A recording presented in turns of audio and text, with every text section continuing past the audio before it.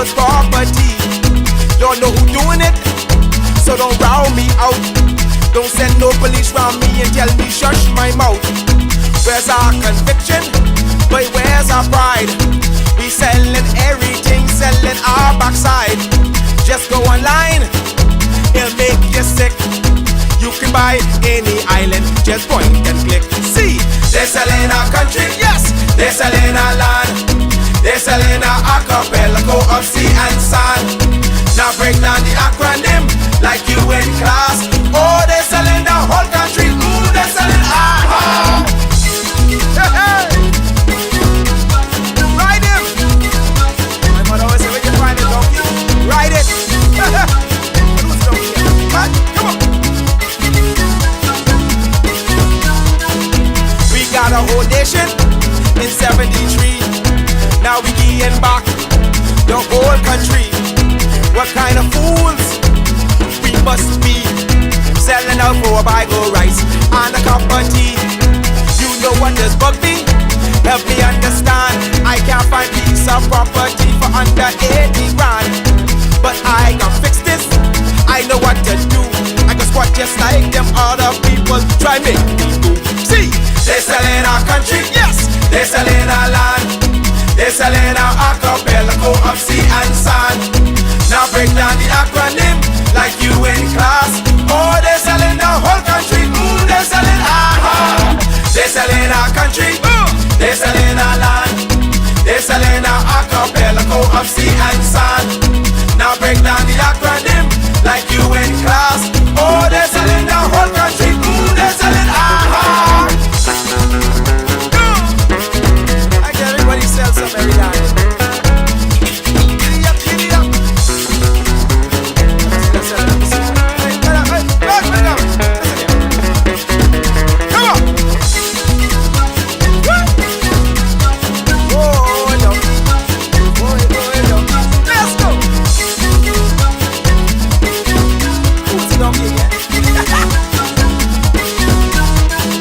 They're selling one island, yeah, they won't keep. What gonna be left for you and me? It's just the example, what's our kids to do? You want them have a sense of pride, or go selling too. Cause they're selling our country, yes, they're selling our land. They're selling our archipelago of sea and sand. Now break down the acronym like you in class. Oh, they're selling the whole country. Ooh, they're selling our they're selling our country, yes, they're selling our land. They're selling our archipelago of sea and sand. Now break down the acronym like you in class. Oh, they're selling our whole country. Ooh, they're selling our they're selling our country, yes man. They're selling our land. They're selling our archipelago of sea and sand. Now break down the acronym like you in class. Oh, they're selling our whole country. Ooh, they're selling our they're selling our country, yes, they're selling our land. They're selling our archipelago of sea and sand. Now break down the acronym like you in class. Oh, they're selling the whole country. Ooh, they're selling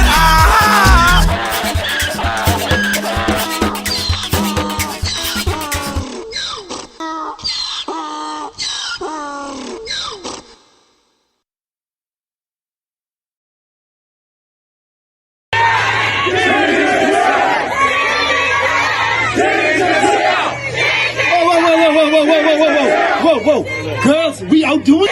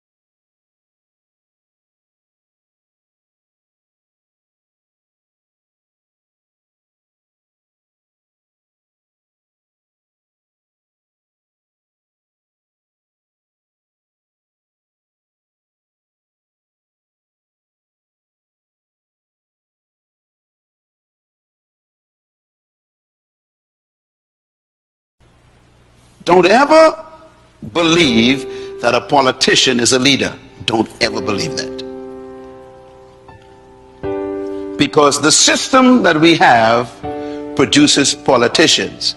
It doesn't produce leaders. And so you can have a politician who knows nothing about leadership and he's leading you. Politicians are concerned about the next election. That's all they're interested in. That's why they cannot be leaders. But leaders are different. Leaders are concerned about the next generation. I want you to compare those two thoughts the next time you have a politician come to your house wanting to vie for your vote. Just ask him, what is your vision for my children? I will sit and listen for 20 minutes for you to tell me what it is. He will leave your house because he has no interest in your children's children. His concern is to stay in power, to keep the position, to win the next election. This is why they cannot lead. When you are going to have a conversation with a politician, you should actually try this as a test. You, by the way, as a citizen of a community, you have a right to be seen by the mayor. Hope you know that. If you voted for a mayor, the mayor works for you. Therefore, you have a right to see him. You can make an appointment to see any public officer you voted for. Did you know that? That's your legal right. If he don't want to see you, you can take him to court. That's democracy. So I want you to make an appointment to go and see your mayor or go and see your governor and just sit and say, I want 30 minutes with you, sir. And ask him about that list right there. Sir, what is your purpose for being in leadership in this city? What is your purpose? The first question will make him very nervous. Second question, what is your passion for our community? He'll be wondering what you're talking about. What are you talking about? I just want to build roads and bridges and provide jobs. No. What is your passion? And this is why we need to question the leaders we have. And so I have a little thought here. I call it politics versus leadership. Let's talk about it for a second. Number one, politicians focus on programs, not vision.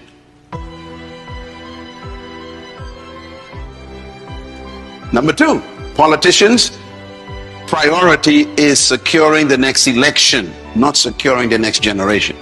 Their focus is different. Number three, politicians are preoccupied with promises, not purpose. What we need is statesmen. Statesmen. We don't need more politicians. A statesman is an interesting human. A statesman thinks of the next generation.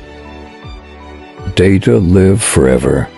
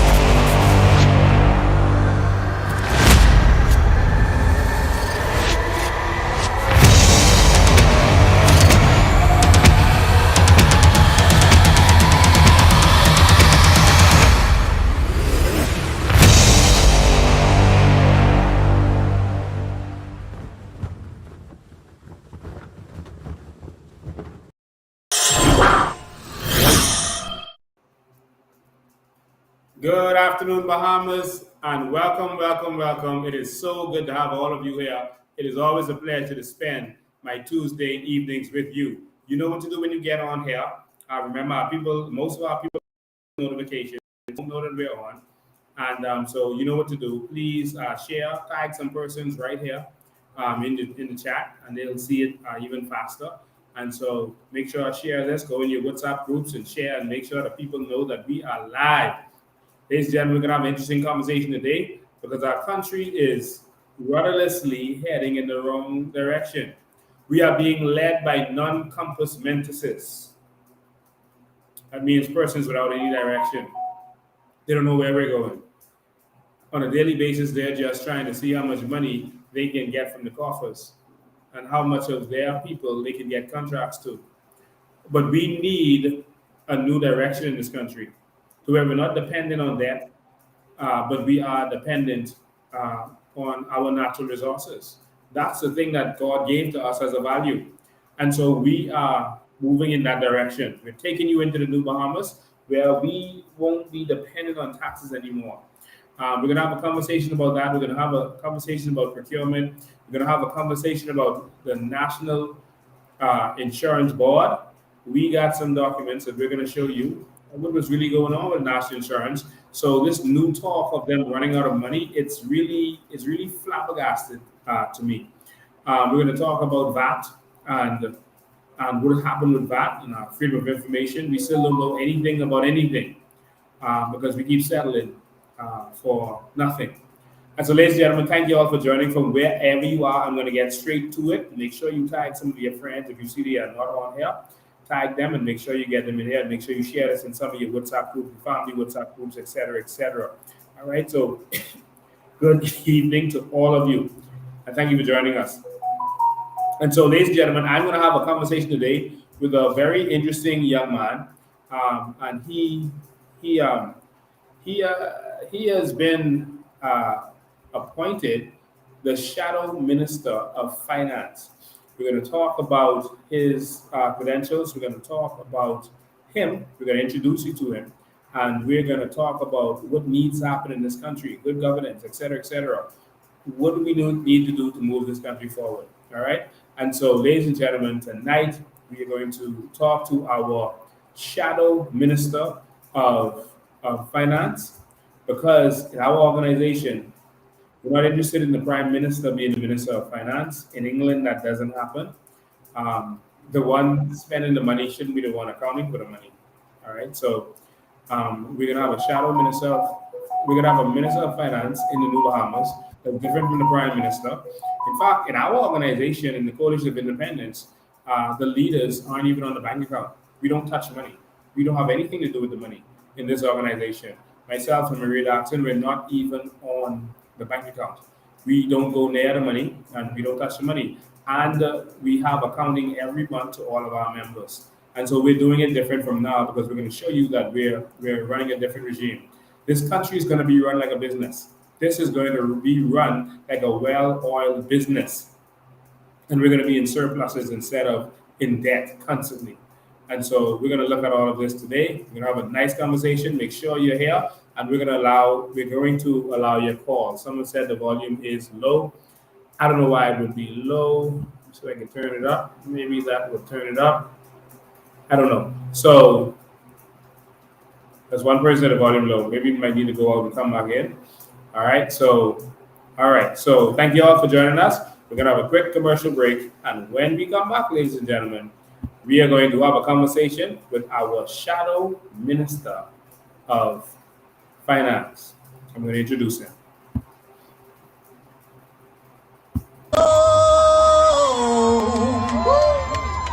Yeah. Come down, DJ, and do your thing. Prophet in the house. Hey. Yeah, Prophet on the scene. Yeah. Hey. This is going out to all beings all around this world. Hey. Whoa. Let my people go. This is going out to all beings all around this world. Hey. I want the PLP to let my people go. Whoa. I'm just sitting down right here, waiting on that old bell to ring. I'm just sitting down right here, waiting on that old bell to ring.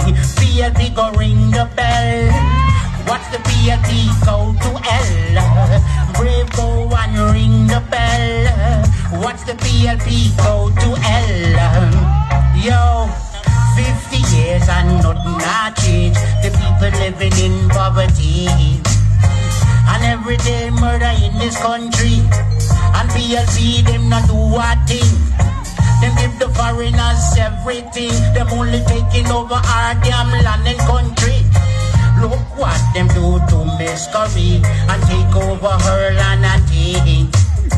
And Brave Davis him not do a thing. Him let the immigrants take over everything. I don't have fish fry man, them own everything. We got to bring change in this country, yo. I'm just sitting down right here, waiting on that old bell to ring. I'm just sitting down right here, waiting on that old bell to ring.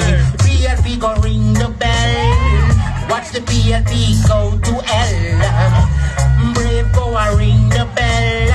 And watch the PLP go to hell. Yo, hey, Marvin James, tell me the truth. What happened to the throne, their money? And the PLP MP them mix up in like a damn problem.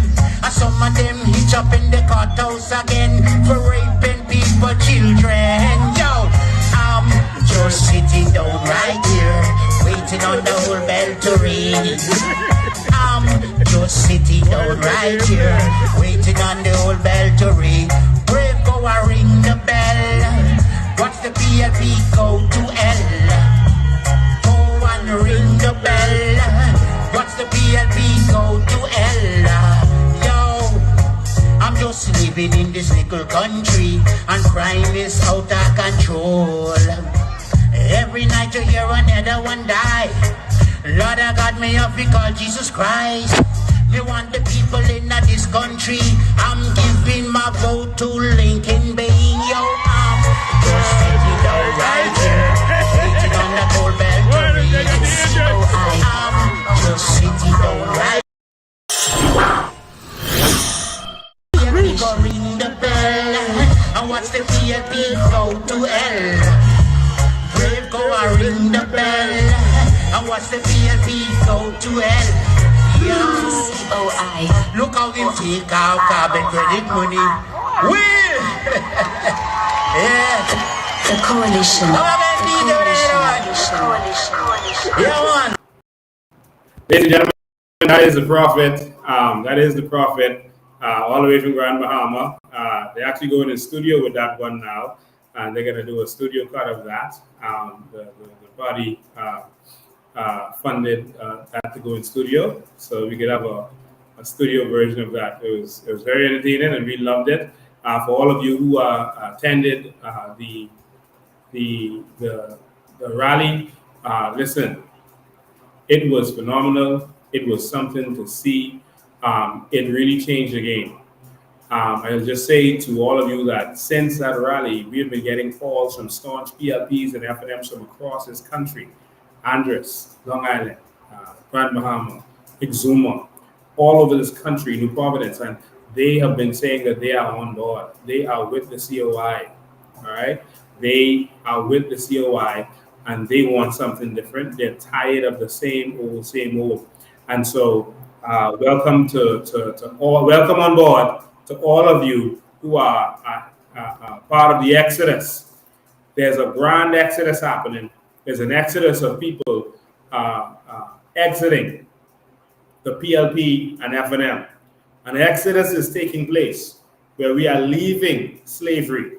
We are leaving out of Egypt.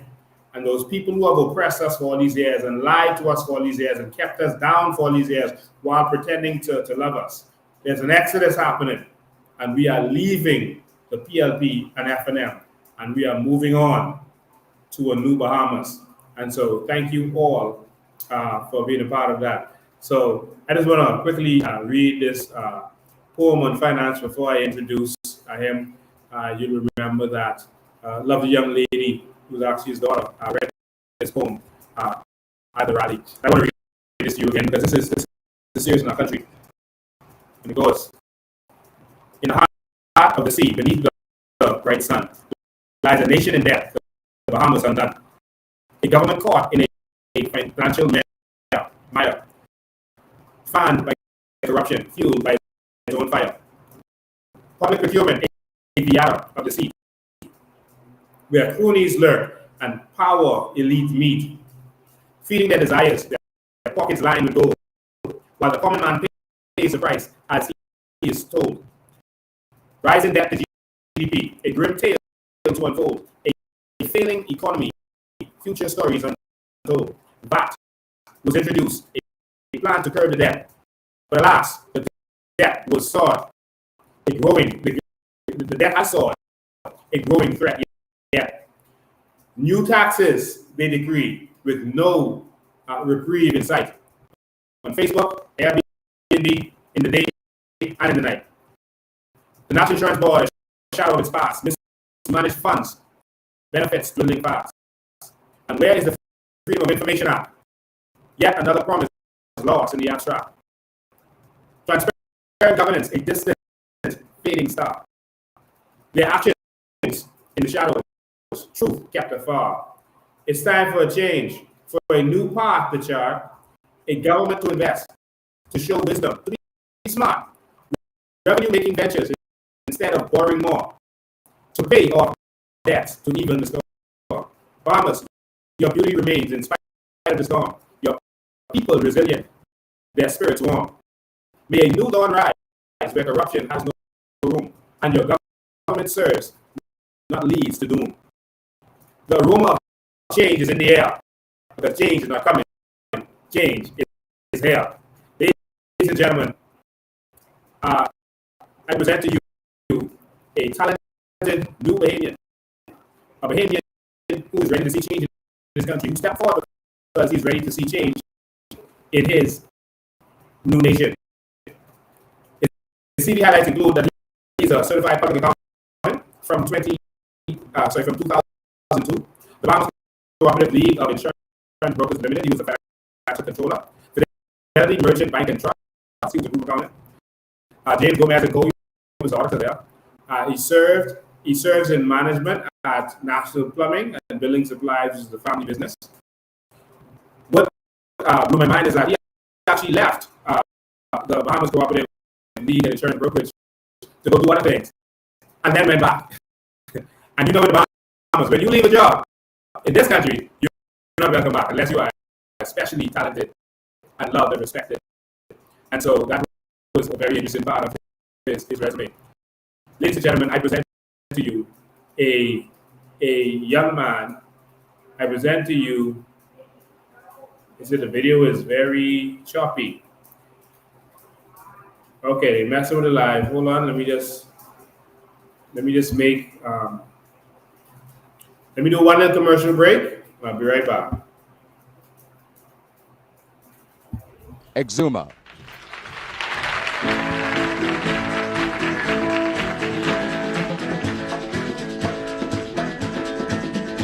There's a brown girl in the ring, tra la la la la. Brown girl in the ring, tra la la la la la. Brown girl in the ring, tra la la la la. She looks like the sugar in the plum, plum plum. Show me your motion, tra la la la la. Show me your motion, tra la la la la la. Show me your motion, tra la la la la. You look like the sugar in the plum, plum plum. Sweet like the honey pie, yeah. You and your big brown eyes. You're sweet like the honey pie. You and your big brown eyes. Bang bang bang, it's okay. Bang bang bang, it's okay. Bang bang bang, it's okay. Bang bang bang, it's okay. Brown.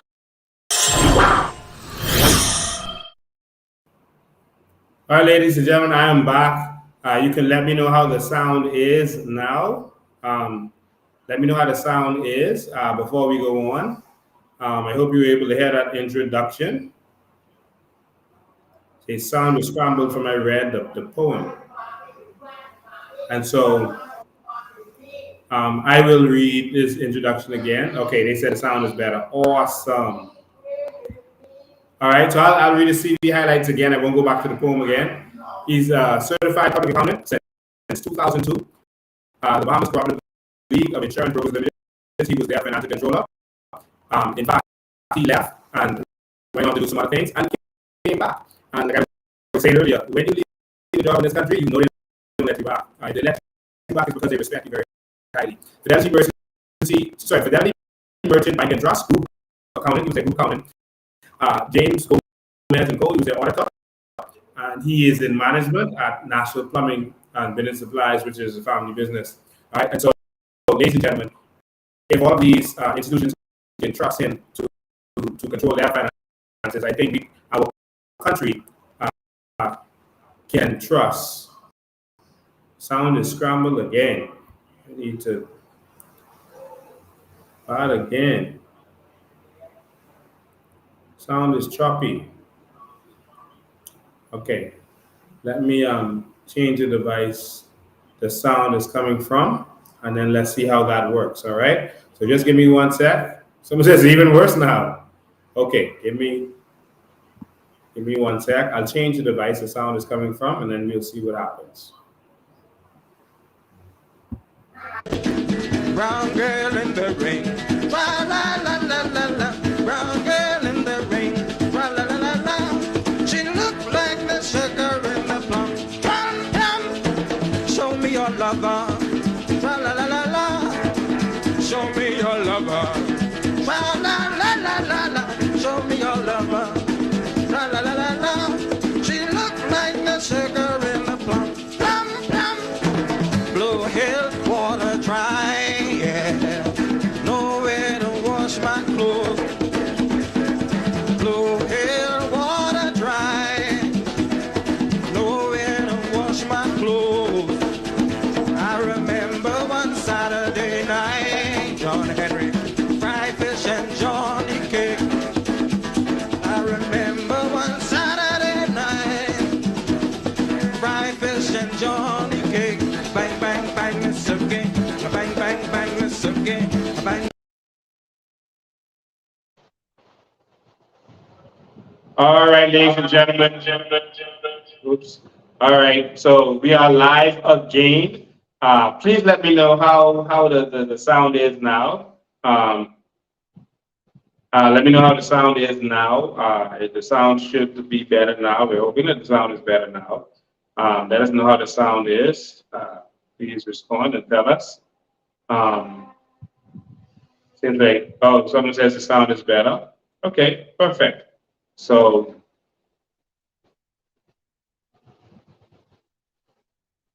okay, the sound is better. Okay, good. It's okay now. Okay, perfect. So there's an echo, but we can hear you clear. All right. All right. Good into the studio. All right, perfect. So, ladies and gentlemen, I'm not going to read your CV again. I hope you were able to hear it. But we did it a couple of times trying to get this sound together.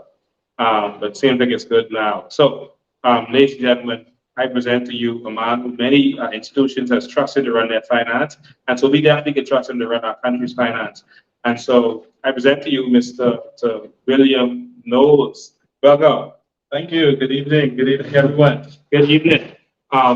Listen, a lot of people, I got a lot of response from a lot of people who love the shadow ministers that we presented. You were one of them that we loved. They loved your charm. They loved your professionalism. They're impressed with you and others. But I want to start with William. Who are you? Well, that's a good question. Well, first of all, I was born here, and my father is from Long Island, the Knowles. I need to put you in charge of immigration. My mother, she was a Cumberbatch, so they're from the Wolf Road area. Cumberbatch Alley, they were into farming and different things like that. So, so that's my parents. So you're an organic baby. Organic, yes, yes. Born here and raised here all my life. Love this country. Even in college, when I had the option to go off, I decided to stay here and go to the college in Bahamas to do my bachelor's in accounting. I just a home boy. I just love being home, you know. So Went to NCA, Nassau Christian Academy, as a young boy. And like I said, studied accounting at COB, went off to do my CPA exam. And then got into public accounting. Went to be with James Gomez. And not only did the Bahamas Public League accept me back, James Gomez accepted me back as well. So there's two places I didn't put in my... Two places you left to do something else and they let you come back. And they welcomed me and they wanted me to stay, but so yeah, I have a good relationship with all my past lawyers. I am currently a pastor, one of the elders at our church. I'm a family man. As you may have said, persons may have heard it in the CV, but I am managing, assisting with family business.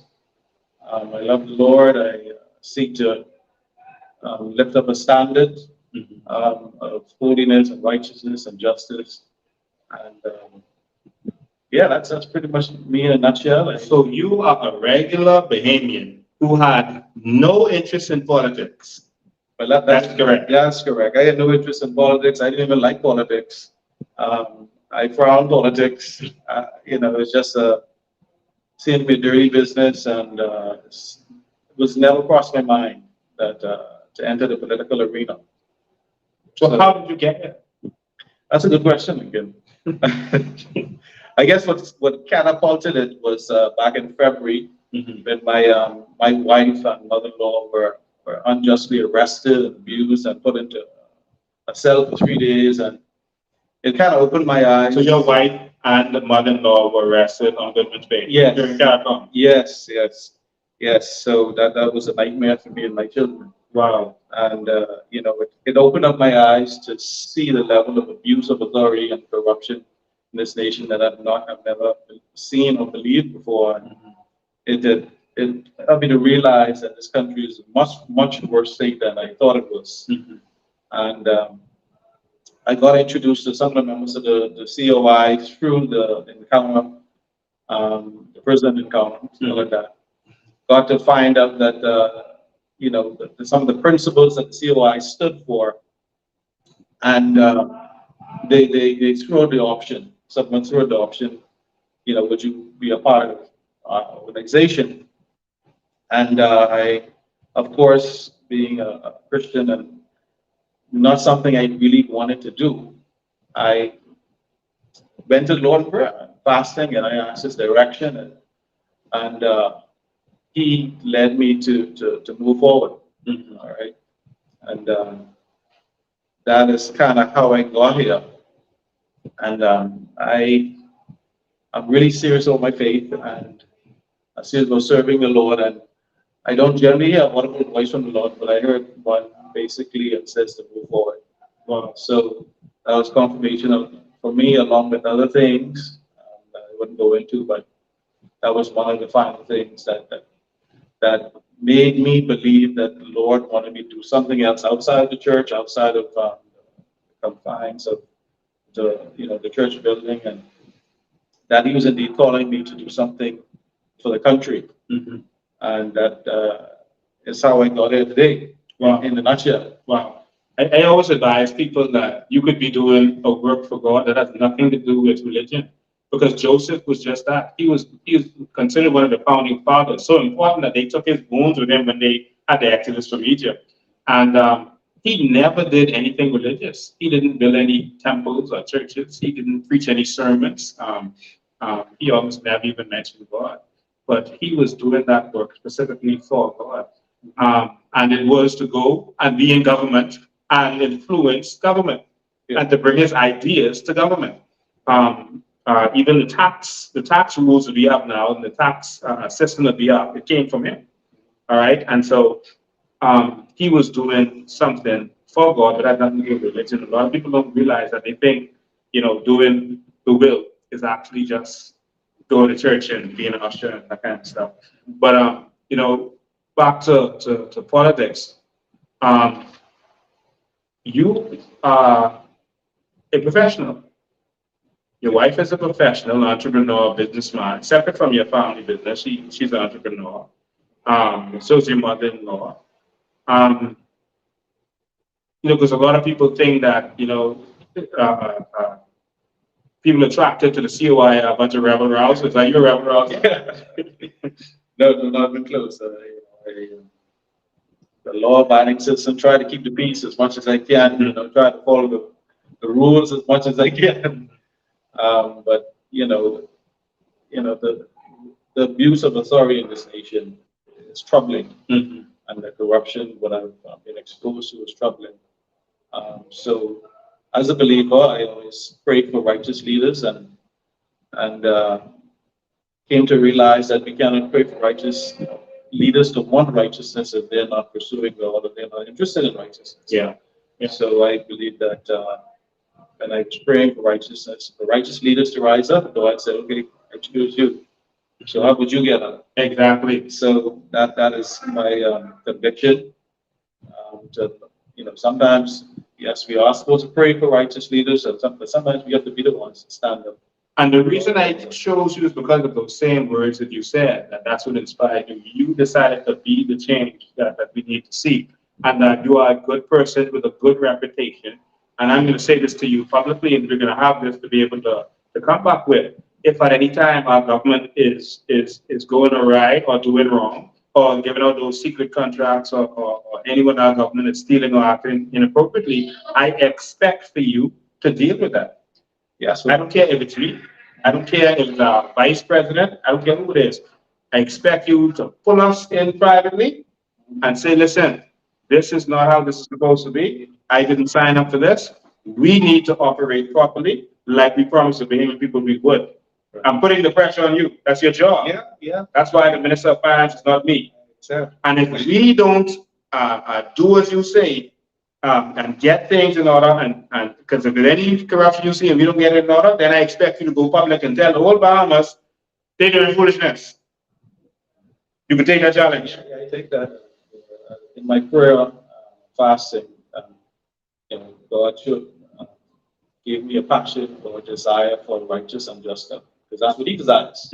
He wants a government, and not going into too much details, but He shared His heart with me that He wants this country, this nation, Bahamas, to be a government of righteousness and justice. And that's what I believe that my part is to play in this. Well, I expect you to keep the entire government and organization in line.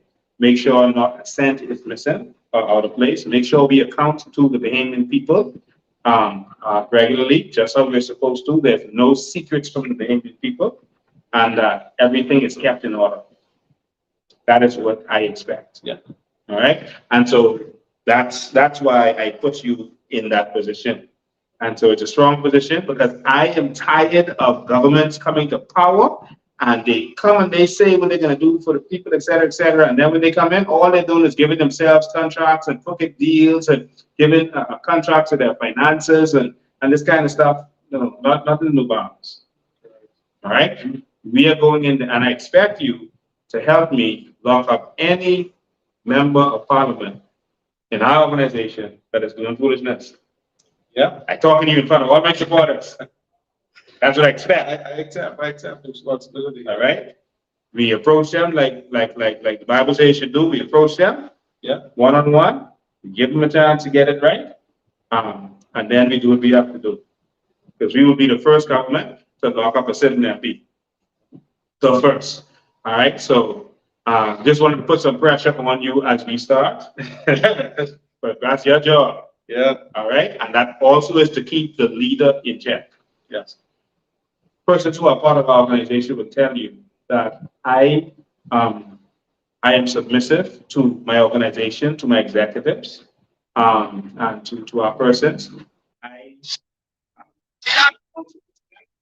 I've been in the same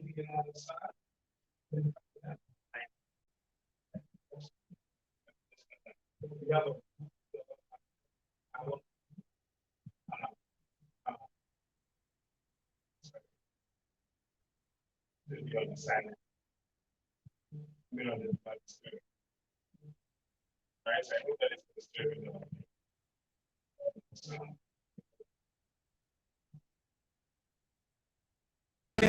Bye, bye, bye, it's okay.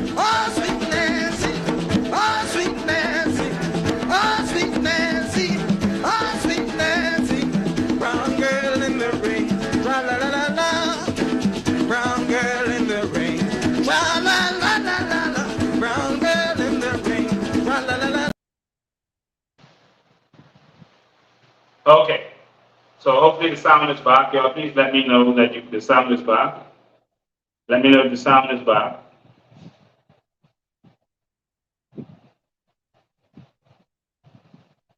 Let me know if the sound is back.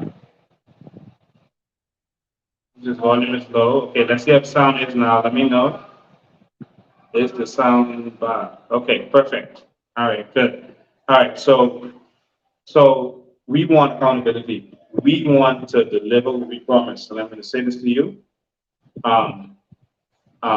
Victory for us is not winning the election. Victory is when we deliver what we promise to the Bahamian people. When they get the benefits from their sovereign wealth fund, that's when we can take a break. Yes, I agree. And a lot of that is on you. Yeah. Yeah, I know it's not easy, but I believe that we have the resources, and I believe that God wants us to utilize the resources that He has given to us. And I think He wants us, the people, to benefit from them, and not just a select few. Yeah. All right. Perfect. All right. So, ladies and gentlemen, we're gonna have a discussion tonight about a couple of things, one at a time. I think the first thing we're gonna talk about is NIV. We need to talk about VAT and what's happened with our VAT, et cetera, et cetera. And this discussion that we're gonna have. And Bill, they call him Bill or Billy, even though his name is William. All right. And so Billy is going to be able to raise issues he wants to too.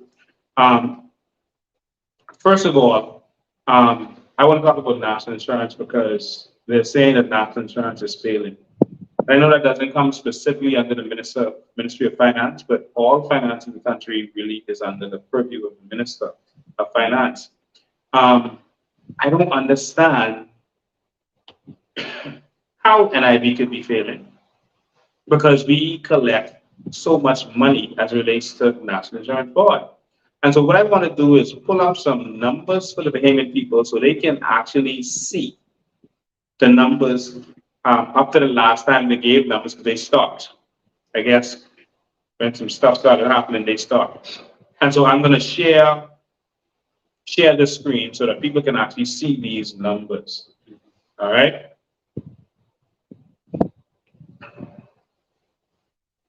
Give me a second. Let me share the screen for y'all. All right. Because one thing we do is we share numbers. All right. And so this is the numbers of the NID. This is how much money they were making when they last reported. And this is up to 2006. But this report was done in 2009. But this is up to 2006. And I want you to look at the trend. All right. And as an accountant, we can discuss this. But the trend was that we were supposed to be in the right direction. And I don't understand how we went in a different direction. So let's start from 2002. Income. The income here that you're looking at, it's, I'll expand it for you.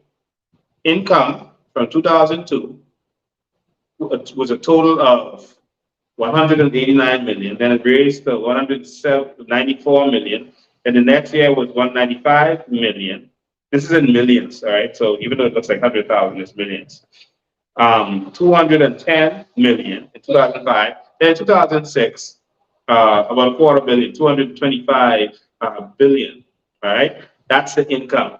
And so some of the income is from contribution, which is 121 million. And then in the beginning, so the last, after 2006, it was like 150 million that was from contributions. Investment income in 2006 was 71 million. Other income was 5 million. They don't show what other income is. All right. But so for example, that's almost $250 million. The expenditure in all of these times, sickness benefit is not big money. Sickness benefit, it was around $9 and $10 million. So that's not a lot of money. $9 and $10 million sickness benefit. So you collect 149 million and you spend about 10 million in sickness benefit. Some good profit. Maternity benefit, 6 million. Maternity grant, 1 million. Federal benefits, 1 million. I'm looking at 2006 now, the last line. And then sickness assistance, 31,000. And they didn't give much of that. And retirement benefits, 57 million. Infidelity benefits, 9 million. And 10 million to survivors benefit. Old age assistance, 6 million. Invalidity assistance, 6 million. Survivor assistance, 1 million. Medical care, and as you can see, these are small numbers. So the total benefits is 124 million. I'm looking at 2006 now. And as you can see, all of the years from 2000 to 2006, the total benefits that they paid out was nothing compared to what they collected. So you collected 225 million in 2006, and it was 124 million that you paid out. What's the problem? Administrative expenses is 36 million. So that's all the costs of all the staff and everything. And then 1.4 million here and other expenses. Then a positive here, this expense. So total administrative and other expenses is nothing, 37 million in 2006. So total expenditure here is 162 million. So they had a surplus of 63 million. So every single year from 2002, surplus of 63 million, surplus 63 million, 58 million here, 64 million, and 63 million 2006. And the reserves at that time was 1.4 billion with a B dollars. Mr.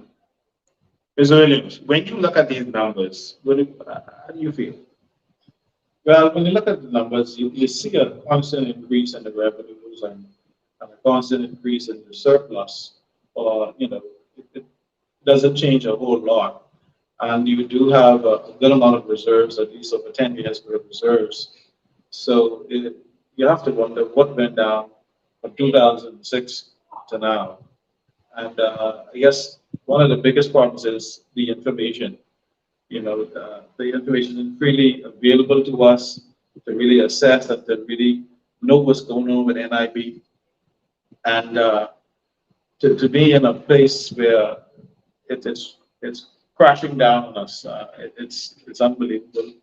And it does make you wonder what went wrong with NIB. I don't want this to go over people's heads, what you just said just now, that you had almost a decade worth of reserves. So what does that mean? That means if NIB didn't make another dollar, didn't collect another dollar from 2006 for another decade to 2016, they, based on their reserves, would have been still liquid. Still, all right? Basically, all right? That's theoretically speaking. And so how is it that they did collect revenue and the revenue was always more than they paid out? How all of a sudden they stopped showing us what they paid out? And then all of a sudden it's in problems. This is where sensible Bahamians have some serious issues with NIB. I don't think that the problem with NIB is anything to do with the payouts and the expense of the payouts. All right. And so this again is the years. This is what they projected.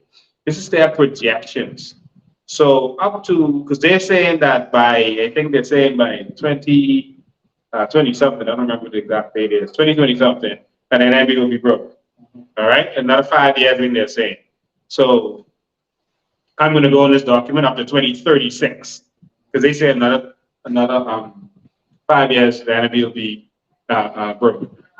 So let's look at what their projections actually were. This is the actual projections.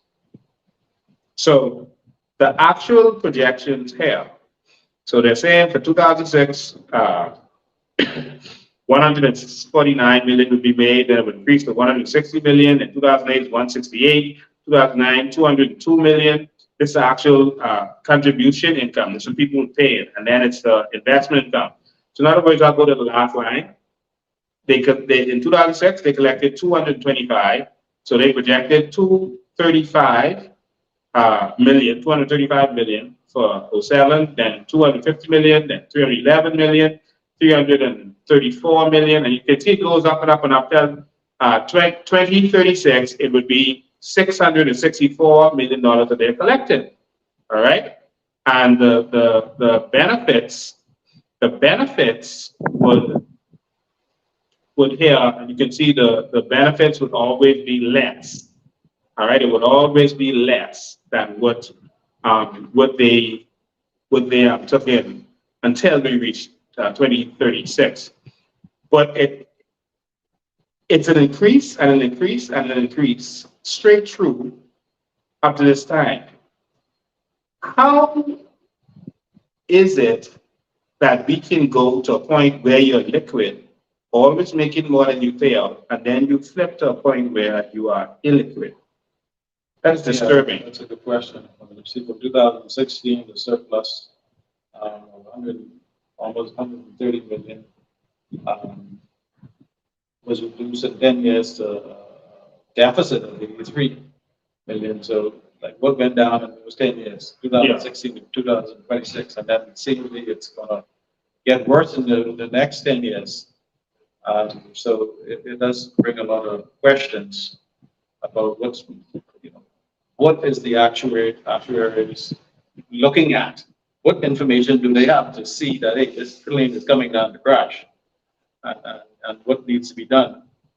What my concern is what me and Maria have been exposing, and that is that our NIB money is not just spent on benefits. It's also spent on building buildings. There's several buildings right now. We need to know if the government is up to date with their rental payments for these buildings. NIB's money built Ministry of National Security, and a lot of buildings. I won't list all of them, but a lot of buildings was built. NIB invested in cable bombs. NIB invested in a lot. NIB invested in quite a few businesses around here. They bailed out Bank of the Bahamas, forming this company called Resolve. I think that is where our money is going. Also, we exposed where NIB was spending money buying derelict buildings. All right, the building for the 10 million that they were using for the building next to Goodman's Bay, that was supposed to be the house of the Prime Minister. That's $10 million they took on that building. Go and look at that. All right, they're caught now with Mr. Arena, whose family owns that actually owns that. That's why they never could actually build it. They won't tell you that. They didn't tell you that, but it's actually in court right now. And how could they be doing things like this? This is the problem. They keep making it seem like, oh, you're paying out more than you're bringing in. No, you all are spending. You all are using that money as a piggy bank. NIB has become a Ponzi scheme. Yeah, it seems like capital investments is an issue, and it screams something so Russian. I know inside the credit union movement, central bank had very strict limitations on properties, investment properties for the credit union system because of that. So there should be in the policies very strict limitations on buildings and these type of commercial investments that could very well go south. And that seems to could have been part of this equation. And so I think that's the problem with NIB. And I think that this is something that we have to pull in. But I just want Bahamians to know that NIB is not going to be for Bahamians. I mean, how can you depend on the NIB for pension? That ain't for you no more. You're going to benefit from your natural resources. But we're going to have more of our discussion later. I also want to talk about VAT. What's your observation in terms of VAT? You know why it was brought out. You know why they invented VAT. Not invented, but why they established VAT environments. They said it was to pay off the debt. The debt has now increased to about the same amount that is owed in VAT or was collected for VAT. What was that? Yeah, VAT was sold to the people as a way to pay down debt and a way to expand the tax base. So they're supposed to be spread out, but it seems like it's not helping the I guess, middle class and lower class individuals, because it's hitting a lot of the consumable items and whatnot, breadbasket items and all that stuff. So what's supposed to be easier burden on the people, because you're spreading it or you're spreading the tax base, seem to have not benefited us in any way, except increased cost of living and inflation and increased debt and all this kind of stuff. And it didn't do what it was sold to the Bahamian people to do. And you know, looking at the financial statements at the government website, you know, as I was reviewing them, I really questioned what is the line item expense line for corruption. You know, I really wondered in my mind, if we had to quantify corruption in this financial statement, what would be the percentage? And I think a lot of it seems to be pointing that although you increase taxes or spread the base, it just makes more way for certain governments to benefit personally from it through corruptive means. You see, so that has not had the effect that they were selling us or telling us that it would have, and people are hurting more and more. So, as you mentioned, we need to make that shift from being so tax dependent and benefiting from our natural resources, not just for the few, but for the people as a whole. Yeah, you know, I noticed that what a lot of the countries like Dubai, Qatar, Norway, these countries that went from developing nations to developed nations, or AKA third world to first world, they actually accomplished that. And the way they accomplished that was by using their natural resources. But the key wasn't just using their natural resources, because other countries use their natural resources and they have not had this effect that they have had, that these countries have had. Right? And I'll give you a quick example. Norway found oil around the same time that England found oil. England spent all of their oil money. They squandered all of their oil money, and it was gone. Norway was a little bit different. Norway used the money to empower their people. All right, they didn't give out checks, but they gave you all kind of different benefits that were equivalent to getting, you know, big checks. And because they empowered their people started to invest more, because they had a cushion to fall back on. You know, they started to, all of the great ideas that needed to come. We sit back waiting for politicians to have good ideas. No. In the New Bahamas, as much great ideas as we have as an organization, the real good ideas is going to come from the people. And we're going to put the people in a position that they can have a cushion, that in case they fail, because the majority of businesses fail, in case they fail, they have a cushion to fall back. You see? And that's the difference in how they were able to do it. Their people actually built the economy, and they started investing, not just us depending on foreign investment, et cetera, et cetera. So what do you think about their model and how we could implement that in the Bahamas of empowering our people? Well, definitely I agree with the philosophy of empowering the people and not keeping the wealth to a select few and for the government to manage, but empowering the people to invest in the nation, so they can feel they have a part, interest in this nation, and it just, I think it'll do more than even just financially, but even just give people a sense of pride, to be empowered to do these kind of things, and not having to wait on the government for a government job and to have a handle, but really empowering people to do what they are gifted in. So definitely that would be that's one of the motivations that I have for being a part of this organization. It's about spreading the wealth to the people and empowering the people. Because we have a lot of knowledgeable advice and gifted people inside this nation. And of course, like you said, our party isn't, people in government don't have all the great ideas, but a lot of, I guess, politicians may be afraid to accept ideas from the people. They feel that they're empowering the people when they take their ideas, and I guess many may take it for their own benefit. But we here to provide a platform for the Bahamian people to thrive. That's exactly what I think we should be focused on. Yeah, and so what a lot of these countries did was that they formed companies that were owned by the people, but managed privately.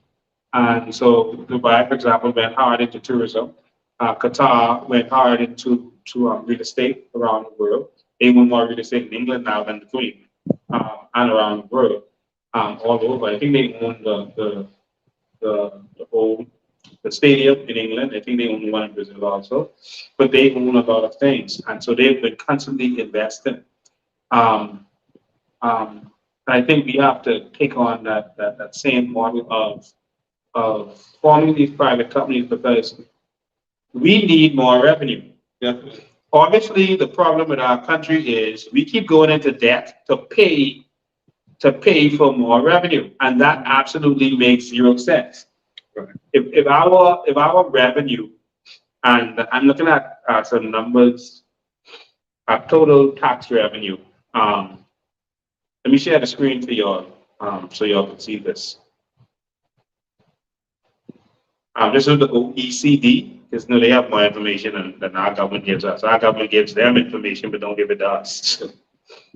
So this is the OECD, that always blacklisted us and stuff. Yeah. And so this is the revenue, total tax revenue from 1990 to 2021. And so the total tax revenue in 2021 was 1.8 billion. In 2020, it was 2 billion. In 2019, it was 2.4 billion. So we're around that, now in recent times, 2 billion area. Obviously, that isn't enough. Right. And I don't know how no one in government has thought that they should find a way to get more revenue. So all they do is borrow every year, increase our debt. And so there's no hope in sight for what the PLP and FM has been doing. There's no hope in sight. There's no way for us to get more revenue based on letting foreign investors come in, create all the revenue, make all the money, and take it out of the country. Right. A parasitic economy. What do you have to say about this? Yeah, well, definitely when you look at borrowing to stay afloat, borrowing comes with a high cost of interest, and there's only really two ways, either to finance anything really, either through debt or through ownership, right? So definitely we would want to try and get away from borrowing because of the high price of cost of interest. And then also another aspect of it, I think when we tie ourselves to different organizations with owing them monies, we tie to their philosophy and ideas, and they have a chain on us as well. Like he says, if you owe someone, you're debt to them, they're slave to them. And the things that we want to stand for in our country, we have to be careful what we do and what we can't do, because we owe money is that we scared to be blacklisted, we scared for our interest rates to increase, because we pretty much in debt to the international organizations. So definitely we need to increase our revenues, also to cut back on our expenditures as best as we can. I think putting the proper governance and the policies in place to cut back on corruption, like I said, the cost of corruption line item, to eliminate that and or reduce that as much as possible, and to tighten our belts as a nation and focus on the people. I found something shocking. The government always pretends that it doesn't have any money, but then they will find money to do things out of the blue, and you'll be like, where did this money come from all of a sudden? Why are you talking about this? Where did this come from? And that's disturbing to sensible Bahamians. Like right now, the Prime Minister just announced that that he is going to spend $80 million to mitigate climate change. 80 million. Now bear in mind, being in a hospital. Right. Yeah, like I said earlier, the priority is, I think, on where it should be. And we have money, and we try and come up with money, or we try to borrow for things that doesn't really seem to benefit the Canadian people for the majority. But when they have these projects they want to do, they can find money. That's a lot of money. And there's a lot of people who are hurting in this country, and we need to prioritize our people first. So let me show you the hypocrisy in this government, this administration. They are all about talking about climate change. They're talking about climate change all over the place, and singing the praise of climate change and saying that we are ambassadors for climate change, and that's all Philip Brave Davis has been talking about since he's been in power. And I mean, that is like, okay, that sounds good, but there's something wrong here. There's something seriously wrong here. Let me just show this screenshot. If we are so concerned about climate change, how in the world would our new patrol vehicles be trucks? 100 new trucks. If you're worried about climate change and your patrols use a lot of gas and put a lot of emissions in the air, how in the world could you buy 100 trucks? Yeah, it seems like the government, it seems like a hidden agenda. Yeah, actually, spend this 80 million on climate change. It seems like a trade-off, which we wouldn't see the results of it until later on. But it doesn't, like you said, the hypocrisy, it just doesn't add up. So you have to wonder exactly why they do the things that they do. Right? I can't figure them out, and I have no intention to try to figure them out. I just need them gone. There's something else I want you to take note of with this article right here. I'm sharing this screen so you can see this. I want to put up the calculator for you. They are saying that they bought 100 trucks for just under $2 million. Right? Let's see. 2 million divided by 100. Let's see what that is.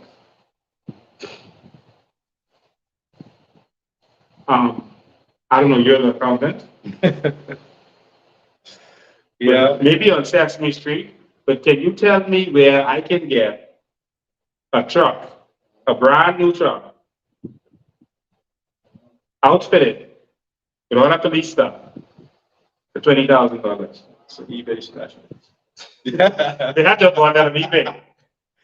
Yeah. In fact, that's 19,000, just under 2 million.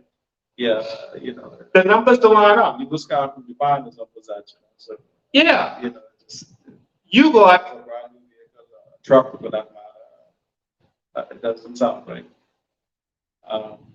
Yeah.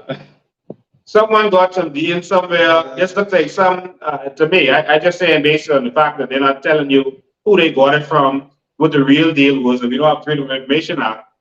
They had to have gotten some deal because no one in their right mind would say we're going to buy trucks for our police to patrol in.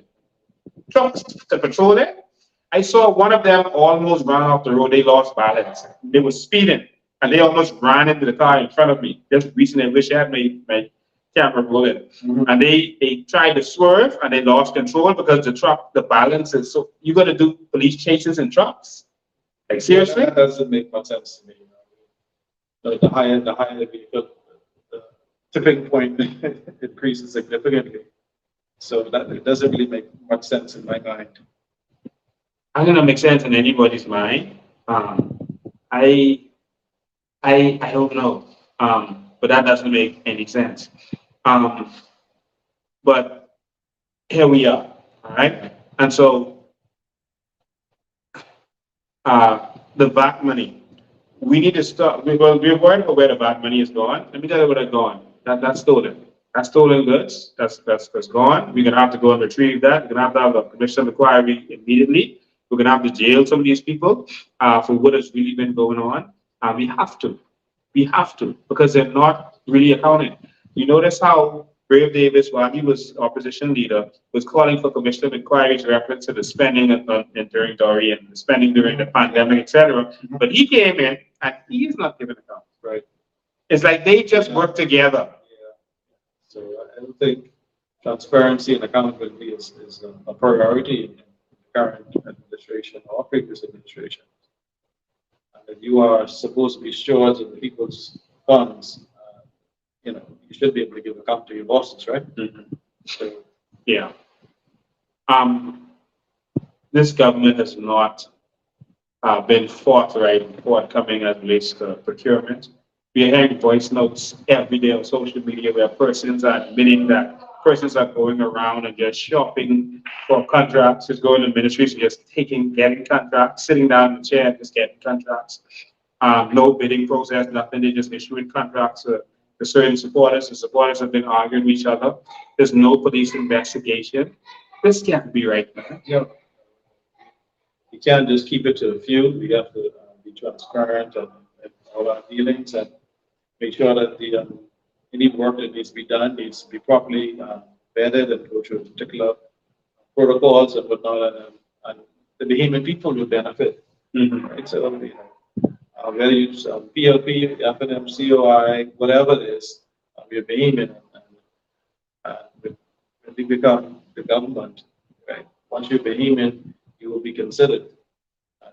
Once you qualified and go through proper steps, we have to look at the people and the whole. Yeah, so let's dig in a little bit more to this thing about us now going into business to make revenue as a country, where all of the benefits will go to the sovereign wealth fund. All right, and the money in the sovereign wealth fund will be traded. All right, so you won't, if we make $20 billion, for example, from our natural resources, and from whatever revenue we make from going in business, we won't share the $20 billion to the Bahamian people. That money will be traded, it will be multiplied, and we will get shares from the surplus. All right, so the principal will never be touched. That will be there for our future generations. This is Norway's model, and a lot of other countries' model. And so we will never touch that principal. All right, and we will trade it responsibly. Only up to 3 to 4% can be at risk at any one time. And so this again is the model of Norway, etc. And so we are going to go into business. This is going to take business plans, etc. Before election, we want to start presenting business plans to the Bahamian people to let them see that, okay, we say we're going into the cruise ship business. Here are the numbers. Right. We say we're going into the shipping business. Here are the numbers. You ready for that? Definitely before we go to anything, you have to look at the numbers and have those prepared and have realistic expectations and realistic numbers and be upfront with the Bahamian people. And as you said earlier about the investing, the returns, and then keeping a certain amount. It's very common in the financial sector where only after you reach a certain amount of capital or reserves, anything after that you can pay out as a dividend. So that's just protecting the funds and being diligent with the resources. So like you said, you can't pay out everything when it comes in. You just can't pay it out. You have to invest and reserve the funds for future generations, for down periods and things like that. So, well, the good part is you're not the only accountant that is supporting and a part of the COI team, but we're going to start showing people the numbers. We need to start showing them that this is real, presenting them, business plans for different things, because we're serious. We're ready for this from day one. And we got to go to the people showing them this is the new Bahamas. This is what can happen. All right, and so that's what this is about. Yeah. I want to talk a little bit about good governance. Um, and the things that we want to put in place. Because we want to take power away from the politicians. First, from the Prime Minister and all the members of Parliament. We want to take power away from them, all right, including the Attorney General. We're going to change that system and have a real DTP that is separate and apart. The Attorney General should not have to be sitting in cabinet with his colleagues that he can't touch because they're his colleagues. Right. The person who is responsible for being the Attorney General should be someone who's independent and can lock up the president once they do the impeachment process. Right. An independent person. We gotta have accountability, and we gotta put all this in the Constitution so that later, if the Baymans be fool enough to go back to PLPF and them, they can't just change that. You can have a real person in power. But I want to talk about our good governance and some of what we want to do. Because again, the reason I put you here is because I believe that you are just an honorable man, and you're gonna be honest, and you're gonna keep us honest, because you ain't gonna help nobody. No. All right. So for our good governance plan, we want to have island states. We've heard the plan for island states. Right. How do you feel about this whole process? Yeah, I mean, I did not join the COI for power. I did not join to increase power or authority, and even in my the church and my workplace, my purpose is to try and empower those around me and try to push. Some people like to build up authority and build up power, and everything got to be focused. But my philosophy is the opposite. My philosophy is, okay, let me teach you certain things. Let me allow you the space to grow and to exercise your authority. So I would totally support and agree with that. The island states to be able to manage their own affairs at a certain level and utilize the resources that they have. And like I said, my philosophy is not trying to pull power centrally, to one central location, but to disperse it so we can function in a more efficient manner. Now, I want you to know that, I'll get back to that stage, but I want you to know that when we get the power, you're going to be responsible for auditing a lot of what has been going on. You're going to be tasked, well, of course, you're not going to do it yourself, it'll be teams, responsibility, but you're going to be tasked with finding where the bad money gone, finding who's been stealing the contracts, and looking for corruption. And you may have to cause certain older politicians to get locked up. You ready for that job? Well, when I first came into my financial controller position, one of the first things I had to do was provide evidence of a case. Wow. Yeah, I came from auditing, and that was not my task. My task was coming to be a financial controller, and it just happened that things were adding up, and I was so reluctant because there's older guys in the county been around for a long time. I'm a new, fresh, because I became financial controller at 20 or 21. Right? And so I was still young, and I had to try and check those I's and check those T's and check those numbers. But at the end of the day, when I was confident that something ain't right, I had to go to the bosses, and as much as I was reluctant to do it because I respected this young man, or older man with me, but still young, and we had to call him force in and get things sorted out. So it's not nobody likes to do that. No one likes to have people arrested and brought for trial or whatever, but that's just something you have to do. Mm-hmm. All right, so that's just a part of the job. And I started off my career in auditing, so got used to that by now. Yeah, And so we have to find the money that they're hiding in Switzerland, that they're hiding in London, and they're hiding all around the world. And we have to use our bilateral tax agreements that we've signed in order to find where this money is and to track them.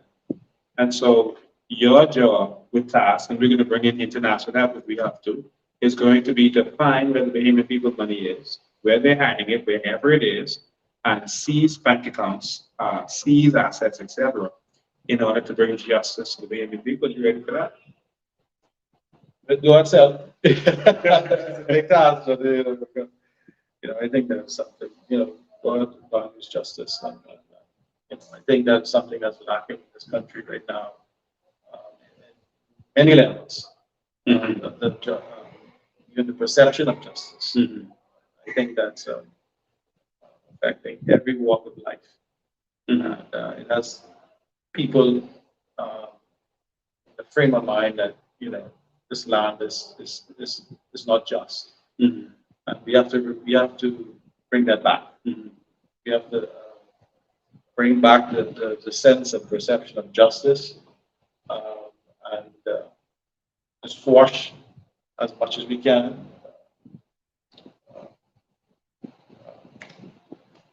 The word tip of my tongue. But the corruption and favoritism and stuff like that. So Nepotism, favoritism, and all this kind of stuff. Well, that's our job, and that is your mission if you choose to accept it. All right, this message will self-destruct in 5 seconds. the first mission possible yesterday. And so we can get this done. This is a new generation, and we're going to find everything that belongs to us, and we're going to bring justice. And so there's going to have to be international help that we're going to bring in. We're going to end corruption immediately when we get in. That's very important. For Singapore to thrive, they said that the first thing they had to do was end corruption. It's the same thing in Dubai, Qatar, Norway, etc. There's no corruption in these places because no one wants to mess up with everyone is benefiting from it. And that's your job to keep us honest, keep us clean, and find out what's going on. It's a big task. You have the most important role. You are our new Minister of Investment and Natural Resources. All right. So I've been in discussion with a businessman who is interested in being the minister of, because I changed the portfolio from investment and tourism, right? Because they only think tourism. Why are you tying tourism to investment? And we're transforming that to investment and natural resources. Yeah. And so hopefully when we push out our next set of shadow ministers, we can let people know that this is the person who is going to lead us into where we should be investing as a people. Right? Not just bringing in foreign investors, but this is how we should invest to transform our country. I'm looking forward to that. And look forward to working with that person. Of course. And so that's what we're going to do. I want to see if I'm able to open the phone lines as I continue to have this conversation and to question you. I want to open the phone lines so people can chime in and say what they want to see.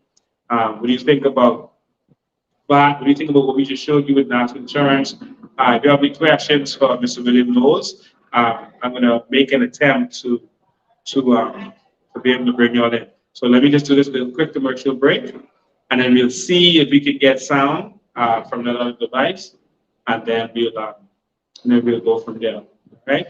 Because we need change boundaries, and we need change desperately. All right. So, all right, let's go there.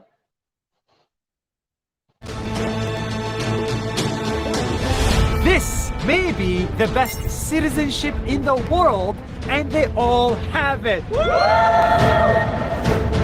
Because of this card, they get free land, free education, free weddings, free hospitals, and even a free funeral. It's the citizenship of a country in the Middle East called the United Arab Emirates.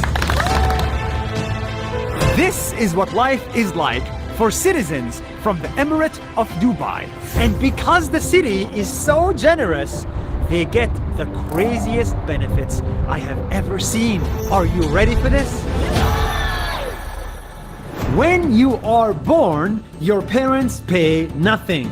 Your delivery and checkups for the next 9 months are all free. Then you grow up and you go to school. Local school in Dubai is free! And so are universities, because Dubai will pay for you to get a degree. I studied at Zayed University and New York University, both for free. Who's gonna pay for that? The government. Then you get married. If you can't afford the wedding, you get $20,000 to throw a wedding. And after marriage, every local Dubai family gets this: free land. Did you get free land? Yes. Did you get free land? Yes. Did you get free land? Sure, yes. And if you cannot afford the home, then you get a grant to build it for free. I also can't afford building a house. I can get a 0-interest loan on housing. Zero? 0. If you need to go to the hospitals are free. And if you need surgery that's not available here, they will fly you to another country to get treatment for free. When you become a senior citizen, you get discounts, many discounts. And if you live alone and can't afford it, Dubai will even send a caretaker to look after you for free. And when you die, well, in Dubai, that's also free. Your funeral will be taken care of, and Dubai will build a full tent with air conditioning within 5 hours of your death next to your home, so your friends can come and say goodbye to you. The point of government is to take care of people, and in Dubai, they take it to the extreme. Imagine if every city, every state, every government in the world did this. We would have a much happier world.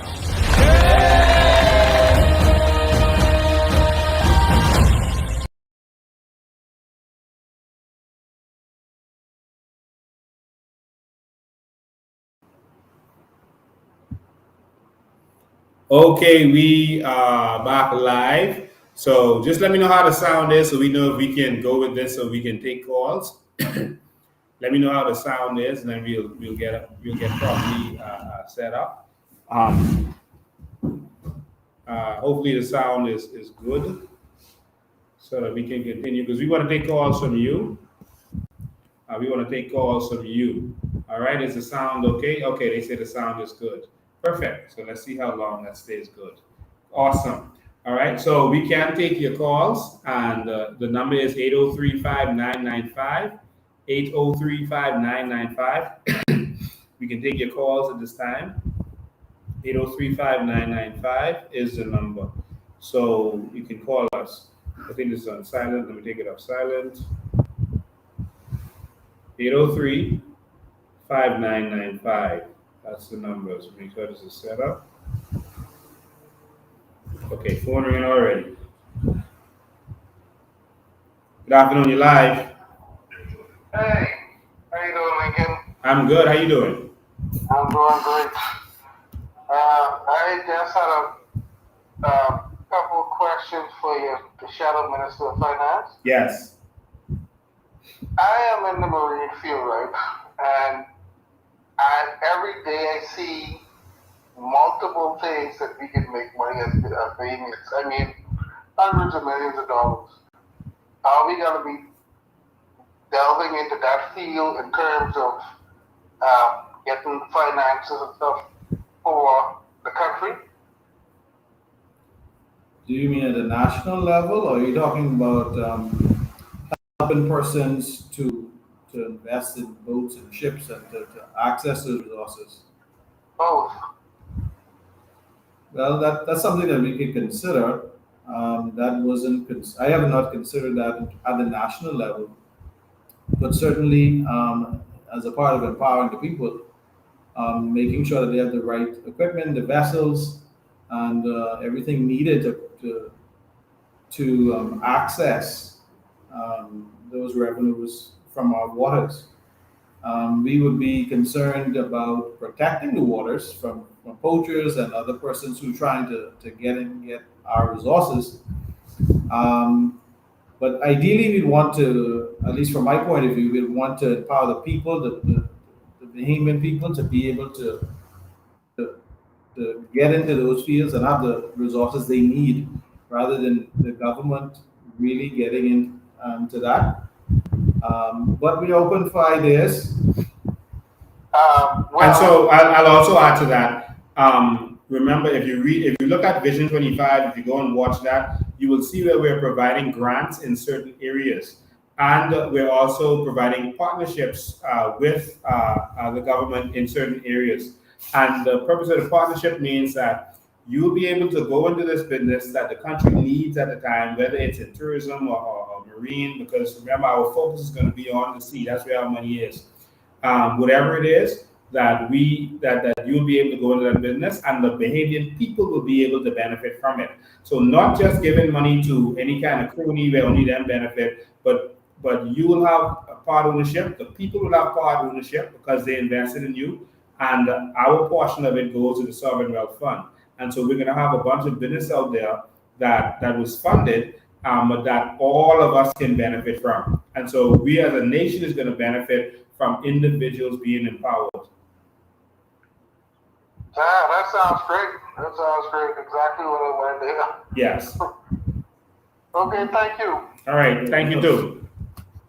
803-5995 is the number. 803-5995 is the number. And so if you haven't watched Vision 2025, go ahead and watch it. I think you need to upload that again to the YouTube so you can because a lot of people don't know where to go to watch it. I'm going to upload that on the Bahamian Evolution page and the Lincoln Bain YouTube page, and also the Bahamian COI YouTube page. But I'll see if I can share it also on Facebook. All right, let's go back to phone lines. Good evening, you're live. Good night, President Bain. Just two questions I'd like to ask you. Yes. Does the Bahamian people own BPL? And if they don't own BPL, can you tell us why not? Now, this is the trick with what's happening with BPL right now. BPL is the newest robbery that's happening in the Bahamas. So BPL is in the sale of electricity business, all right? But the electricity has to be generated. So now some companies have come in and they have bought generators and they are selling electricity to BPL. So instead of BPL generating it themselves and then selling it to you, these companies, and one of them, of course, is Focal, which is, and they have, I think they have about 3 generators. I had a live where I showed you all of their generators that they have there. I think it's 3 or 4 generators they have there. And they're selling electricity to BPL and they're making that free money. And this is why electricity continues to be high, because the PLP and F&M are making money from the sale of electricity. And this is where the problem comes in. And we're going to end that because we're going completely solar. All right? And the carbon credits are going to pay for that. We're getting free electricity generation that we can now sell to our neighbors. Wow, thank you. I look forward to voting for you and Mr. Knowles. Thank you all for everything, COI. Good night. Thank you, too. Good night. 803-5995, 803-5995. You were telling me a story when we were offline about the incentive you had for being a valedictorian. Oh, yes. I graduated from NCA as valedictorian, and up until my last year, I was doing pretty good. I was in the top maybe 2 or 3, and my parents knew that I was... Just hold the line, we'll be right with you. Hold the line. That I was one of the candidates, so my father made a deal with me. He said, well, you know, son, if you become a valedictorian, I'll buy you a car, or I'll give you $5,000 to water car. So I said, Daddy, I don't like speaking in front of people. Imagine that. I don't like speaking in front of people, so I don't want to be valedictorian. He said, I'll write your speech too. So I took that as my incentive, and I won the valedictorian award, and he helped with the speech, but I did the speech, and that was my motivation. Wow. And we have a jumpstart program for our young people so that when they become 21, that they're going to get a certain, 22, they get a certain benefit. We'll talk about that in a minute. Good evening, you're live. Yes. Mr. Knowles, my interest is, what are your plans for setting up the budget of the departments of government? Meaning, like, right now, the way it is, I know every department has to send in the preliminary budget concerns, and there are some questionable line items that are normally submitted, as well as for the total balance, there are some personal emoluments that are also embedded in the budget. Can you explain to me, how do you intend to handle that? Will you change that? And if you are, how will you do it? Okay, I'll hang up and listen. Well, thank you for your call. I was looking at the budget, and as an accountant, it's very confusing to me, right? So it just is not laid out in a clear way. And when I looked at the numbers and I looked at the supporting notes, and it seems like nothing agreed. So definitely, a financial statement should be very clear. And if you will have a summary in the front, and just for ease of reference and to see the big picture, but then you should be able to dial in the notes of the financial statements and see all of the details, and that should give you a good clear picture of what those large amounts. It'll show you the breakdown. So I don't know if the goal is to confuse the people or to hide things, but definitely, as we would have expressed before, our goal is for transparency, and to show you as best as we can where what the money is being used for. So I hope that answers your questions. Generally, the financial statements are prepared by an accounting firm, from what I'm aware of, and they have particular formats, but the goal would be to make it as clear as possible and not to hide anything or deceive the people in any way. And the purpose of manifestos and politics and of their budget is to funnel money back to their financial contributors and to get money to their cronies as what they've done.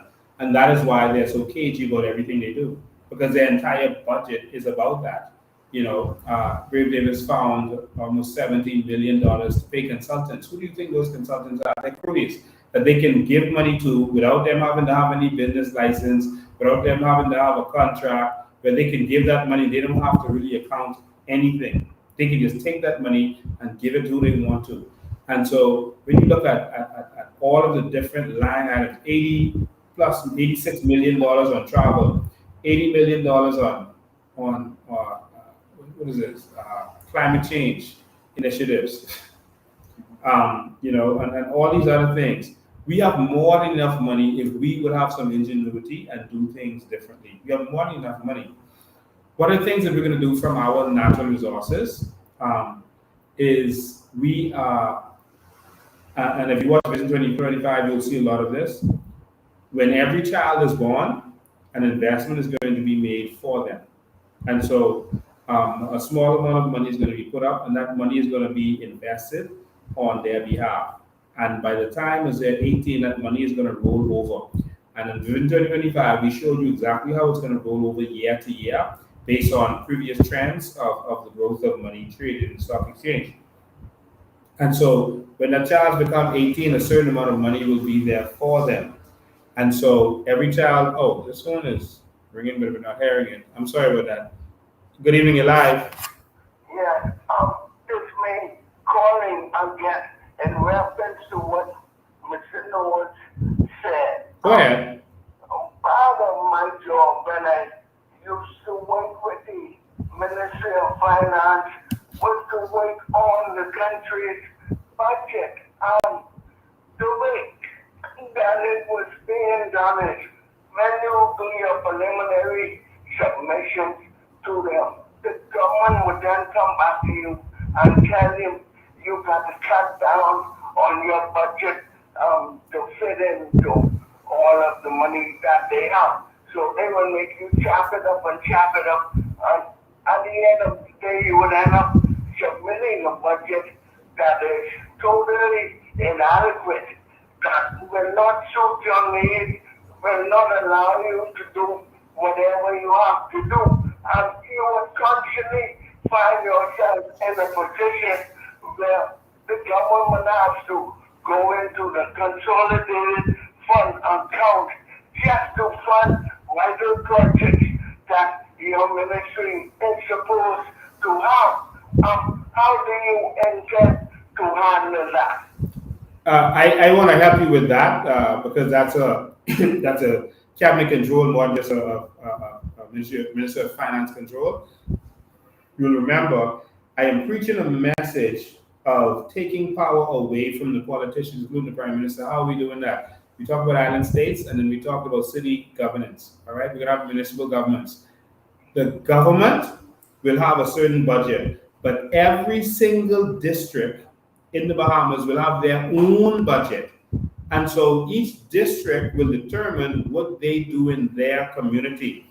They're talking now about raising the MP's pay, etc. Let me break this down so I make this clear for you. There's going to be states. Each island is going to be its own states.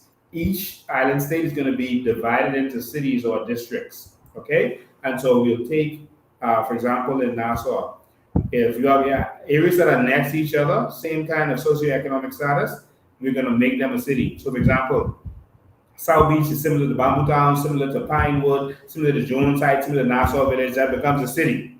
All right? And so they have a council, and that council also has a mayor who is voted in, and the mayor could be fired. All right, if he don't do his job, and the mayor's responsibility is going to be to do the job that the council voted on. So the council, which consists of people from that community, will determine that we need speed bumps, or that potholes need to fix, or we need to spend money on stop signs.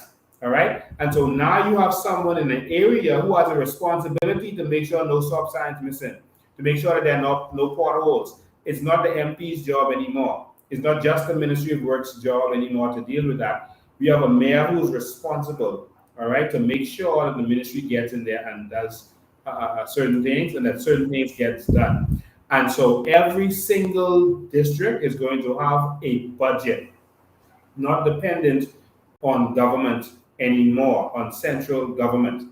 All right, central government will deal with the big general stuff like the police and customs and immigration and education and the big stuff. But in terms of the governance of the different districts, they will determine what is best for them. And so this is how government is run in the United States, in England, and other places. We are going to have municipal government here too. I'm tired of people saying how they had to go to the MP to put speed bumps through their corner. Had they been to the MP to ask for a stop sign? MP? MP? No. The MP's job is going to be to pass laws in Parliament. That's it. And it's going to switch. All right? And so I have one more question. Go ahead. In regards to that. It could very well be assumed then that the budget for each district or each island will be adequate to cover the line items for that district then, with that money being managed by the governor or whoever you say is going to manage the money. It could be assumed that it will be sufficient, and any of which that may come about, let's say, if a housing hits that district or some flooding or something, there will be a fund available that you could draw additional money that is needed for that district then. Exactly. And the reason we want to do that is because we believe that the strength of America is that there are 50 countries in one, and each state stands on its own. The strength of the European Union is the same. There are several countries that came together to become one for strength. And we believe that if Abaco can keep their money and pay a royalty to the central government, If Abaco can keep their money in Abaco, the majority of their money, and do what they feel needs to be done in Abaco, that their economy would rival Barbados or the Cayman Islands, etc. They would be like countries on their own. The same thing for Andres, the same thing for Grandmama. That would make us greater. The problem is we have a few politicians in Nassau decide what needs to happen on all of these islands, and they don't know the islands. All right? Yes. All right. That sounds like a very good plan, Nathan, because as it stands, local government is really, it's not local government. No, it's not. They don't have a real budget. It's garbage. It don't function like it should. No. But No. your plan Thank you. sounds very good plan, man. Okay. Thank you for your call. very much. All right. Okay, someone's trying to call in just now. Excuse me, 803-5995. 803-5995. I started to say that we are going to invest, for example, you take $20,000 when a child is born, and you invest that money, and a certain amount of money will be available when they become an adult. I'll get to the rest of it in a minute. Good afternoon, you're live. Yes. I just wanted to know if any building codes will change in terms of, I know the houses are built to the ground, but will they be highly elevated? Yes, we're going to discuss all of that on Sunday when we talk about urban transformation. So this Sunday we're going to talk about all of that, the building codes and all that kind of stuff, the outside pumps, outside toilets. So there's a lot of things that we're going to talk about on Sunday. All right. So just tune in for that. All right. All right. One more question for the Minister of Finance, or you, anyone can answer. I noticed the Bahamas is going to take a lot. So is there any projected cost for starting, etc.? When you say starting, you mean starting the new Bahamas? Yeah. Most of the things that we're starting is low-hanging fruit, the stuff that we can do right now. We're going to go into benefit from our natural resources. We're going to make deals with certain countries right away who need our sand and our limestone. We feel that we can make deals with them immediately. We can sell a certain amount of sand to them at a discount. So instead of buying it from Australia for $400 a ton, you can buy it from us for $200 a ton if you guarantee you're going to buy a certain amount. All right. And there are a lot of countries that need this. Limestone, the same thing. And so we're going to do that. One of the things that Dubai did when they found oil was they got a loan on their oil, all right, on the value of it.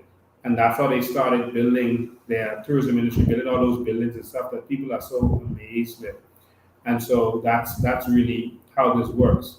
Now, we already make about $2 billion a year. All we have to do is stop spending money on nonsense, on partying, traveling, all this kind of stuff, and all the garbage they spend money on, and redirect the money to spend wisely. We need to spend money that is going to bring a return immediately so that we can make more revenue. So we're making at least $2 billion a year. This year we're going to make about $3 billion because the economy has grown since COVID. We just got to do a sense with the money. All right. Instead of getting loans to every term, they get loans for $5 billion or so, $4 or $5 billion. Why don't you can't get a loan to buy a fleet of cruise ships? Why can't you then take $1 billion and buy some ships to go into the shipping industry? And so we are going to put forward some numbers and stuff before we go live. And I should have let him, Billy, say this, but we are going to put some numbers for the Bahamian public so they can see the direction that we want to go in. But a lot of the things we want to do and we're proposing, we can do right now without any changes. Thank you all so much. All right, thank you.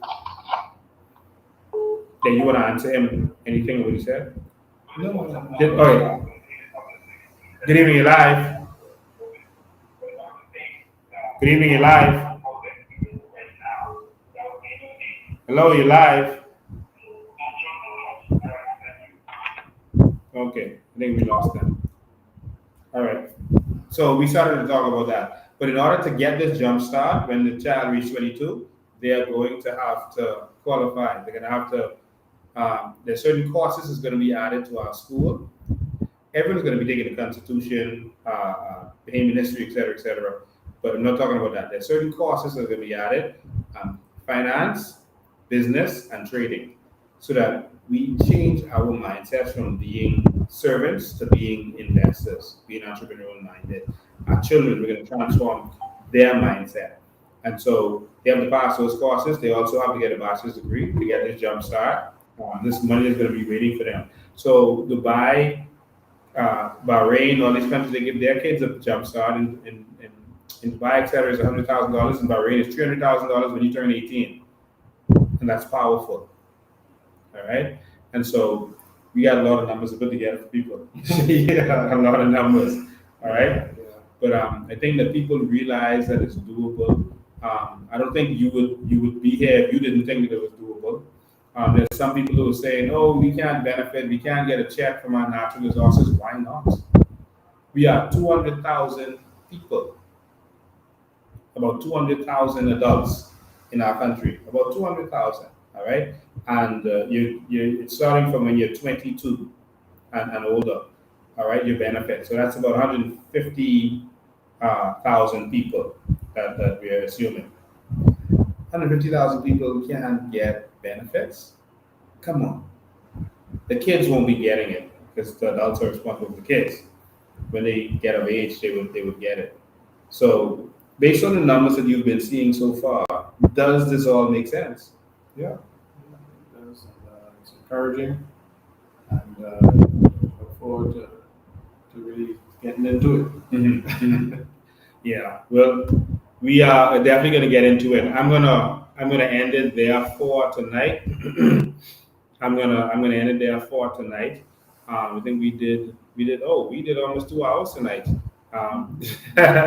We did almost 2 hours. So this is your first live. Yeah, my first live. You did a good job. Thank you. You did a good job. Appreciate it. Yeah, William Nottage is not a talker. He's a quiet gentleman. He's cerebral. He's a thinker more than anything else. And so he decided to come on here and introduce himself to you and let you know that we are ready to govern this country from day one. We're going to put certain things in place to make sure this country moves forward, and we're going to have honesty and integrity in the new Bahamas. All right, there's so much more I wanted to talk about, but I'm going to leave it there for now. We need a country that we benefit from. We need to stop taxing our people to death. If you all want to keep paying taxes, said vote for PLP and for them. That's a sure way to get more taxes. All right. If you want more taxes, PLP and F&M is the way. If you're tired of taxes and getting taxed to death, then you need to go with the COI. All right. And listen, I want you to stay focused. I told you before the last election, I tell you this election, the PLP is going to try to fund some other third parties in order to split the vote of the third parties. Don't fall for that. They're going to try to fund other third parties and push other persons out there in order to split the vote, in order for people who want to vote for something different, some of them to vote the other way, and it splits the vote. Let's focus. We have a chance of winning this. We have a team that is exceptional. We are ready to govern this country. These are new Bahamians, faces you have never seen before. Nobody ever seen this man. Faces you have never seen before. We put Veronica McIver out there. People have heard of Dr. Veronica McIver, but they've never seen her in terms of the public light and politics and that kind of stuff. We put Trevor Green out there, and an expert in education, and people have never seen it. We are presenting to you new Bahamians, all right, who are not politicians, but who are ready to make a change. All right. So, like I said, there's so much more I wanted to talk about, but I gotta leave it there because we've been rambling on for 2 hours. We're sorry for the technical difficulties. You know what happens. One, they try to block our feed and not send out notifications and reduce our numbers. And two, they try to interfere with the feed. But that's not stopping us. We're gonna keep going and keep doing what we have to do. This is a new Bahamas and a new set of Bahamians. Do you have any last words to Bahamian people? Well, just that I'm excited to be a part of this organization. my motives for joining is not, as I mentioned before, for wealth or power or anything else, but solely to empower the Bahamian people and to see a better Bahamas and to see a Bahamas that all of us can be proud of. And that's a Bahamas that I envision. I believe it's possible. Yeah, and I know that it's possible. We've been putting in the work. We've been putting in the research, and that's why we can talk on any area of the New Bahamas from our hearts. Bahamas is coming. Now you have to spread the message. You have to spread the word. How is this going to get out there? You have to talk to your family and friends. There are many persons who still don't know the message. They don't know what's going on. They're not paying attention. They're so busy working to try to make some money. They don't know what's going on. There are many people who still haven't heard about our sovereign wealth fund and our natural resources. Don't be shy. Evangelize. You have to talk to your friends and family. You're on the bank line, you have someone complaining, you talk to them about the New Bahamas. You talk to them about how things are going to be different, how things are going to change. Don't be shy. We got to save this nation. If we don't win this election, country finish. This is the last election that we have where we will be the majority. If we let them get back in here, with all this foolishness they're doing now, imagine what they'll do next time, where they're not looking for a third term. They will destroy this country. Ladies and gentlemen, wake up, and wake your family and friends up. We can do this. We're going to win this. I believe in you. That's why I'm standing in the front lines, taking the bullets, taking the attacks, the nasty attacks, taking the assaults, because I believe in the New Bahamas. Putting my life on the line, I'm putting everything on the line. I'm all in because I believe in the New Bahamas. And we're only attracting people who believe in the same thing. Decent people with integrity who wants to see the New Bahamas. Thank you for tuning in. We appreciate you. We'll leave you with a video that I hope wakes you up, makes you realize that the only thing lacking in this nation is vision and leadership. Thank you. You know, a lot of people wonder how Dubai became a very big, famous and rich city. You see, if you're comparing with Nigeria, listen to this. Nigeria has oil before than Dubai. It's a history. They are more rich than us. They have agriculture, they have mining, they have everything, you name it, they have it. Am I right or wrong? When you have a true leadership, which we have nothing, but we have everything because we have the right leadership. That's the only thing you need, a right leader for your country, not corruption. That's what brings your country at the top. You don't need anything. We want water, we don't have agriculture, we don't have mining. That's quite interesting. And that's Sheikh Mohammed. Number one, he doesn't know number two, he needs only number one. He says, I don't know, there's no number two in my book. Only number one. I hear he doesn't ride in a convoy.